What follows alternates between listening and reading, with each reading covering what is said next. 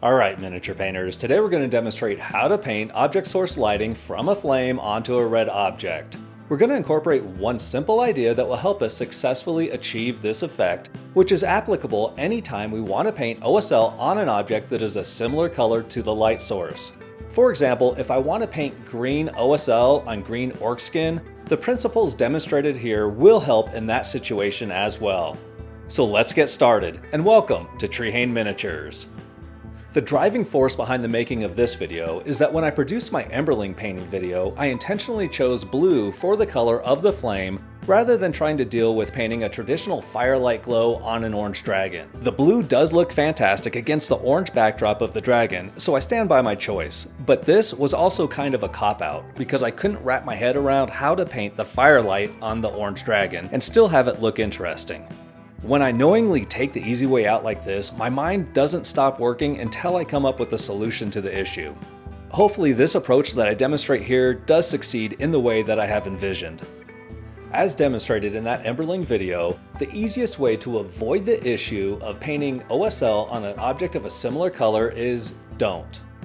Don't paint red OSL on a red dress. Painting red directly on top of red most likely won't look like the red of the dress is directly affected by the red light source. This leads us directly to the one simple idea that allows us to successfully paint OSL on an object of a similar color, which is that the area of the miniature that's affected by the OSL glow should be in deep shadow. There are only two rules to follow when doing this. The first rule is that we're going to paint the foundation for this OSL glow directly over the deepest shadow color of the areas affected by this object source lighting.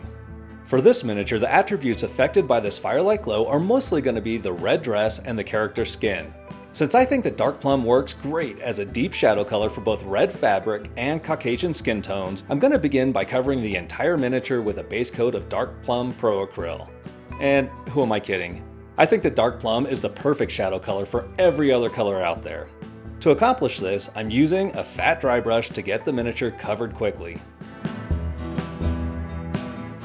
With the deep shadow color in place, I will next establish the base for this firelight OSL glow. There are basically two ways to get this done in the most efficient manner. First, I could use an airbrush as I'm doing with this particular miniature here. I use crimson ink thinned about 50-50 with airbrush thinner. This requires little thought as I simply spray the model from the direction of the flame, which is the light source for this layer of paint. The paint automatically adheres to the surfaces that would be affected by this light source. The other option for establishing the base for this OSL glow is dry brushing.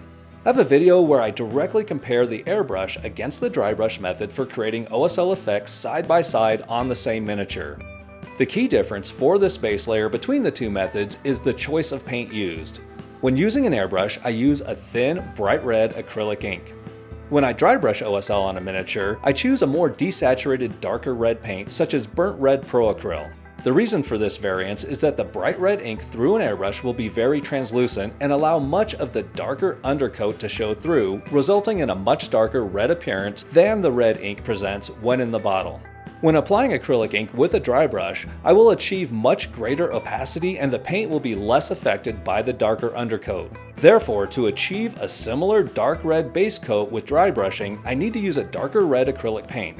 Again, a direct comparison between these two red OSL methods can be seen in my Rasputin Fire OSL video, which I'll link to at the end of this video. Once we know where the OSL glow is going to affect the model, we can establish the red color of the object we're painting. I do this before continuing with the OSL so that the boundaries between areas that will be painted differently are established. I want to avoid falling into autopilot and painting more OSL than I need to. This step in the process brings us to the second and final rule for achieving this effect, which is to leave a narrow band of the deep shadow color between the red of the OSL glow and the natural red color of the object that we're painting. I'm using a mix of the dark plum shadow color and the pyrrole red that will ultimately be the color of the dress for the first layer. Since the right side of the miniature is in shadow, I'm going to paint the left side of the miniature as if it's receiving natural light. For the secondary shadow color layer, I get close to the red ink layer that was applied through the airbrush, but I leave a skinny strip of dark plum to separate the red OSL from the red color of the dress. Throughout this layering, I'm also leaving a very small amount of the dark plum visible in the deepest recesses on the well-lit side of the model.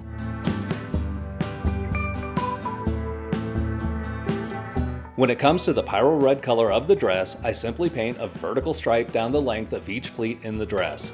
Then I thin the pyro red with water to reduce its opacity and glaze it over the outer edges of this red strip to blend it more naturally with the secondary shadow layer underneath. For the shoulders and chest area, I simply draw my strokes toward the light source, being sure to leave some shadow color in any recesses and downward facing areas.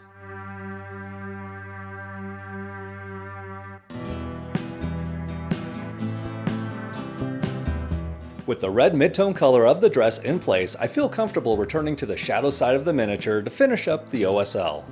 Looking at the character art, we see how subtle the orange glow is on the red dress when the character is fully illuminated. The lighting effect that I'm going for with this miniature is going to be much more dramatic than this. I'm using Vallejo Clear Orange for the next brightest color.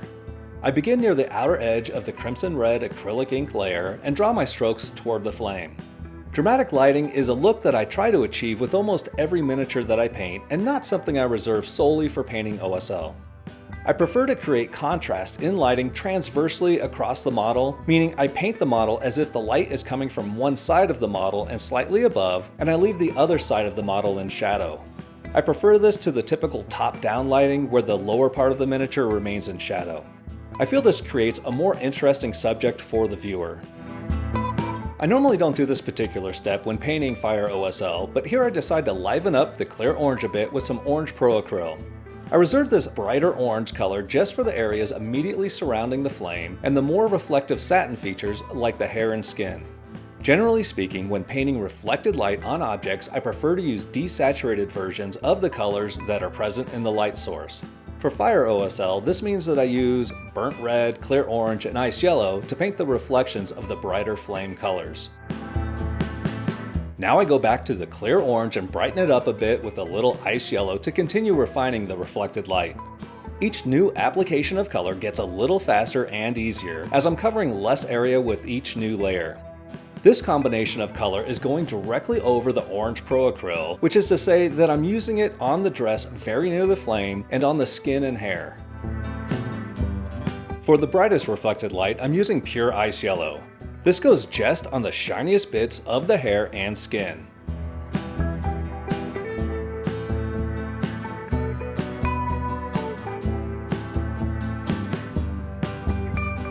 To complete the glow effect, we now need to paint the flame, which begins with a thorough coat of matte white paint. The pure white foundation will ensure that the flame reads as the brightest object on the miniature. In order to make the inner recesses of the flame appear as the hottest and brightest part of the flame, I'm going to use a couple of fluorescent inks before working in some more substantial yellow and orange inks. Starting at the base of the flame, I cover almost the entire flame with fluorescent yellow. Then, before the yellow dries, I immediately wet blend in some fluorescent orange and take this color all the way to the tip of the flame. I leave the base of the flame and some of the recesses as pure fluorescent yellow. Then I use some truer yellow and orange inks to liven up the flames a bit. I paint these over the raised portions of the respective colors, and I make the flame in general darker as it gets further from the base of the flame. I like the look of fluorescent inks, but they don't pack enough punch for the full flame effect, so that's why I include some more substantial versions of those colors. Lastly, I brush on some crimson red ink over the ends of each flame tip.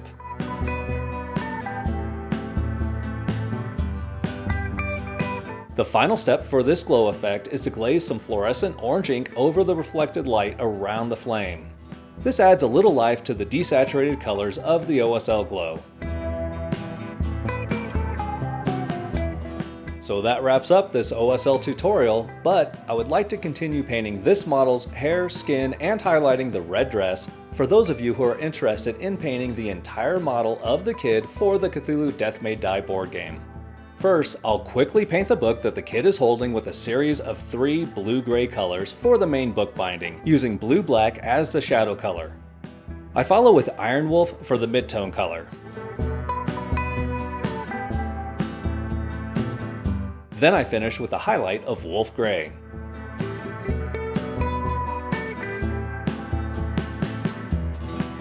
The embossed effects of the book cover get a base coat of Goblin Green. Finally, I highlight the Goblin Green with a little necrotic flesh. The page edges also get a little necrotic flesh highlight. I use a mix of dark plum and yellow ochre for this layer of the hair. I accomplished this in 2 passes, adding a little more yellow ochre for the second pass. Since we began with a miniature that was completely coated with a layer of dark plum, it only makes sense to incorporate this color in the subsequent layers as I work my way toward a pure yellow ochre for this character's blonde hair. I'm gonna leave the concave curve of the hair that is resting above the kid's shoulders in shadow for this second layer. Next, I'm using pure yellow ochre for the mid-tone color of the kid's blonde hair. I work to leave some separation between the strands of hair. Most of the hair is pretty well sculpted, so I can use the side of my brush to hit the raised strands of hair and leave a little of the darker shadow color in between. I'm going to build towards the brightest highlights on the outward curve of the hair that is flowing over the character's shoulders. I'll highlight a halo shape around the top of the head, and I'll highlight the strand of hair falling along the side of the kid's face to draw attention towards that feature. Finally, I will use a thin band of pure ice yellow to highlight within the yellow ochre layer that I just painted. I'm not using any glazing or intermediate layering while I paint these highlights. I paint hair in a very similar way to the way that I paint non-metallic metal. I use large jumps in color value as well as some distinct separation in the color layers to make the hair look shiny. The main difference is that I don't use quite as much contrast between the deep shadow color and the final highlight color. For non-metallic metal, I would work from near black in the shadows to near white for the highlights. Painting hair isn't quite that extreme. I want to have that classic Pantene shine, but not have it look like an oddly shaped metal helmet. For the kid's skin, I want to put my favorite fantasy flesh recipe to the test. In that video, I painted an anthropomorphic deer with this recipe, and I make the claim that it works just as well for elves or Caucasian skin tones. So, here we go. Let's see if it works. This skin recipe is basically a combination of 2 colors, dark plum and elven flesh by the army painter. And since we already have the dark plum shadow color in place, I'm going to jump straight to the secondary shadow color, which is a mix of dark plum and elven flesh. The mix of these 2 colors actually produces a fairly nice brown color that is the perfect transition between the pure dark plum base layer and the pure elven flesh mid-tone color that will come next. On the face, I follow the same principle as before, where I leave a small band of dark plum shadow color along the face, separating the OSL from the secondary shadow color. I use Army Painter Elven Flesh as the mid-tone color for the kid's skin. This is the foundation for our future highlights, so I begin to apply my strokes very deliberately.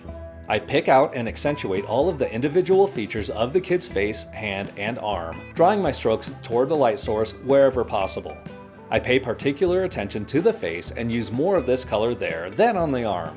I'm going to highlight the face to a higher degree than the rest of the flesh, so I'm giving myself a large enough area to work with there.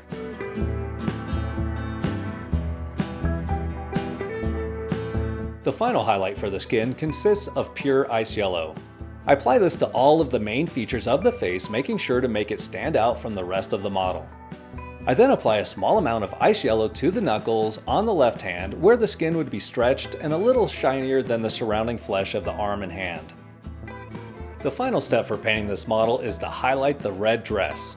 And I missed a golden opportunity here. I recently purchased a trifecta of red hues from the Duncan Roads Too Thin Coastline for an occasion just such as this. But autopilot took over and I grabbed my usual Pro Acryl Pyrrole Red when I began painting the dress.